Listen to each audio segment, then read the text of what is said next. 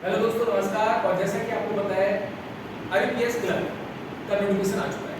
मतलब आरआरबी का already notification आ चुका है, आप तैयारी कर रहे हैं। आईबीपीएस क्लर्क का नोटिफिकेशन आ चुका है। ये 2022 में number of vacancy back to back आने वाली है, जो कि शुरुआत हो चुकी है। और जैसे कि हम कैरियर पावर बुलेटिन का ब्रांच की फैकल्टी, जैसे मैं रीजनिंग पढ़ा रहा हूँ, मैथ्स और मैथ पढ़ा रहे हैं, और आशीष झा सर इंग्लिश पढ़ा रहे हैं।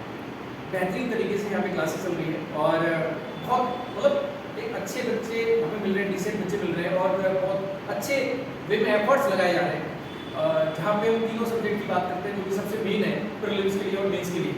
तो आईबीपीएस क्लर्क का जो नोटिफिकेशन आया है, उसके लिए ऑफ कोर्स सर आज सारी क्लासेस तो एनर्जी कैसी दिखी आपको क्लासेस? पूरी एनर्जी सब काफ़ी अच्छा काफ़ी अच्छा एनर्जी और नोटिफिकेशन आने के बाद जी। लोगों के अंदर और ज़्यादा एनर्जी आई हुई है, स्टूडेंट्स के अंदर।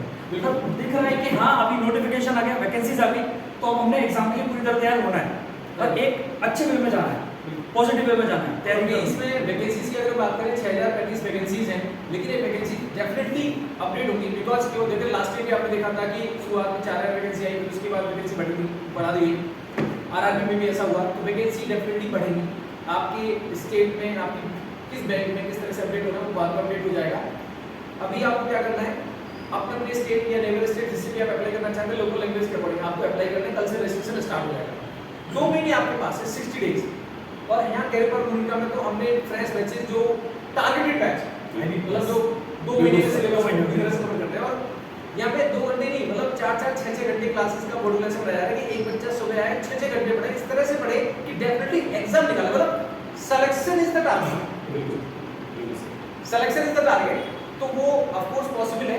तो यहाँ पे रीजनिंग में बस इतना कहना चाहूँगा कि रीजनिंग में आप डेफिनेटली 2 महीने में कर सकते हैं।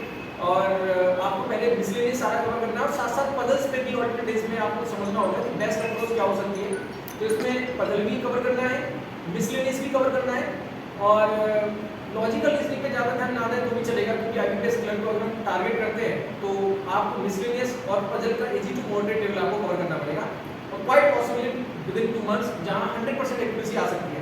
जानेंगे इंग्लिश में आशीष सर क्या कहना चाहेंगे, इंग्लिश में किस तरह से अपना बना सकते हैं? ये डेफिनेटली सबसे बड़ी मैं ये बोलूँगा कि बैंकिंग के बच्चों के लिए उनका एक्सपोजर मैटर करता है, क्योंकि जो क्वेश्चंस आ रहे हैं वो डायरेक्ट ग्रामर से नहीं आ रहे हैं। क्वेश्चन एक्सपोजर से आ रहे हैं। रीडिंग स्किल पे काम करना है, उन्हें अपने अंडरस्टैंडिंग स्किल को इम्प्रूव करना है, और कैसे सबसे बड़ी चीज़ है कि फंडामेंटल को अच्छा रखते हुए कैसे अच्छा स्कोर करे, कैसे अप्रोच करे और किस तरह से स्कोरिंग बनाए।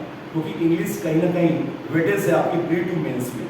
तो हमारी ये कोशिश होती है कि हम डे 1 से बेसिक टू एडवांस लेवल की बात करें और इस तरह से अप्रोच करें कि बच्चों को मेंस में भी कोई दिक्कत ना आए।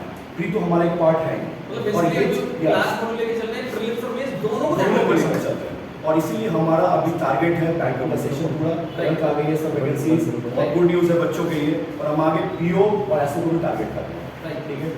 और एसपीएस क्लर्क भी हमारे पाइपलाइन में है। बिल्कुल सर। अभी नेक्स्ट सर मैं क्या कहते हैं? हाँ, क्वांट्स के अंदर मतलब एक फोबिया हो रखा होता है कि क्वांट्स आएगा कैसे करना है, और बच्चों का एक पार्ट ये रहता है कि कैलकुलेशन पार्ट को कर लेते हैं, अर्थमेटिक पार्ट को छोड़ देते हैं, हो जाएगा एग्जाम। लेकिन अर्थमेटिक पार्ट को छोड़ के भी नहीं चलना पड़ेगा, मेंस भी हमने करना है, प्री भी क्वालिफाई करना है। आज के टाइम पे ये हो रहा है कि अर्थमेटिक अगर आपने नहीं किया तो प्री एग्जाम की कट ऑफ आप क्लियर नहीं कर सकते, राइट, कैलकुलेशन पार्ट से सर।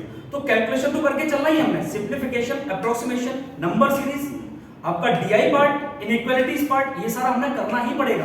लेकिन साथ में अर्थमेटिक के सारे टॉपिक हमने करने हैं, ठीक है। तो यहाँ पे जो क्लासेस चलती है ना, वहां पे अर्थमेटिक के साथ साथ कैलकुलेशन दोनों पार्ट को पैरेलल चलाया जाता है। दूसरी बात, प्री और मेंस दोनों को ध्यान में रख के यहाँ पे बैचेस चलते हैं। प्री को भी आप क्लियर करेंगे, साथ में मेंस के लिए भी क्लासेस होंगे, ये चलता है, ठीक है। तो यहाँ बेसिकली क्या है कि बड़ी मुश्किल से ऐसा होता है कि बेस्ट टीम एक साथ मिल जाती है। सिंगल सब्जेक्ट से पेपर नहीं निकाला जा सकता। मैं रीजनिंग में कितना भी अच्छा पढ़ा लूँ, लेकिन मैं इंग्लिश में, मैथ्स में थोड़ी चीज़ों को ला पाऊंगा। तो मतलब आपको जितना रीजनिंग जरूरी है उतना इंग्लिश जरूरी है, जितना इंग्लिश जरूरी है उतना क्वांट जरूरी है। और आप सपोज कहीं क्या होता है सर कि रीजनिंग बहुत अच्छी है, लेकिन इंग्लिश और क्वांट में उतना बेस्ट वे में नहीं समझ में आ रहा है, नई चीज़ें क्लास चल रही है, नई प्रॉपर स्ट्रेटजी मिल रही है। लेकिन यहाँ मतलब एक खुशी के साथ बताना हो रहा है कि क्वांट, इंग्लिश और रीजनिंग तीनों ही पैरेलली बहुत अच्छे लेवल पे चीज़ों को एक बेस्ट टीम के रूप में, बेस्ट वे में गाइडेंस दी जा रही है। और अभी बाकी बैचेस तो हाउसफुल है, तो अभी 4 जुलाई से आई थिंक 8 से 10 बैच स्टार्ट हो गए सर, और जिसमें आप इन्वॉल्व कर सकते हैं। ऑफलाइन का अगर आपको फील लेना है और बहुत अच्छे से पढ़ना है तो career power is the best place. जहाँ पे बेस्ट टीम, बेस्ट वे में, बेस्ट गाइडेंस के साथ, बेस्ट स्टूडेंट्स के साथ आपको बेस्ट स्टडी कराई जाए और बेस्ट सिलेक्शन। और सर मुझे लगता है कि प्रोग्रेसिव अप्रोच का एक ही तरीका है टीम वर्क। Right. और हमें इक्वली सारे सब्जेक्ट से प्यार करना होगा और ये कॉम्बिनेशन जो है बहुत ही बेहतर है। Right. सो मस्ट ज्वाइन। बिल्कुल, ठीक है। Thank you so much, God bless you, all the best.